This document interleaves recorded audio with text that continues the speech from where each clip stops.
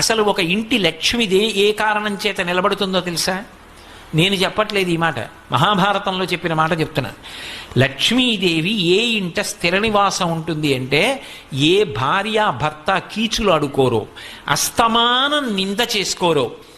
ఆయనకేం తెలుసండి, మా పుట్టింట్లో బోల్డన్ని పూజలు, కానీ ఆయనకేం తెలుసు, నన్ను చూసి నేను మా అత్తారింటికి వచ్చిన తర్వాత నమస్కారం పెట్టాలని నేర్చుకున్నారు అందనుకోండి. ఎందుకు ఆ పూజలన్నీ? ఈశ్వర స్వరూపుడైన భర్తను నింద చేసేదానికి. లక్ష్మీదేవి పూజ చేసి బయటికి వచ్చి భార్యని నింద చేశాడనుకోండి, ఎందుకు ఆ పూజ? నీ ఇంటి లక్ష్మి ఆవిడ సంతోషపడడానికి నువ్వు చేసిన లక్ష్మీ పూజ ఎవరికి పనికి వస్తుంది? వాళ్ళిద్దరూ ఉల్లాసంగా ఉన్నారనుకోండి, సంతోషంగా ఉన్నారనుకోండి, అంతకు మించిన లక్ష్మి ఇంకొకటి లేదు. అందుకే విశ్వనాథ సత్యనారాయణ గారి 1000 పడగ నవల్లో ఒక మరచెంబును అడ్డు పెట్టి దాంపత్యాన్ని చూపించారు.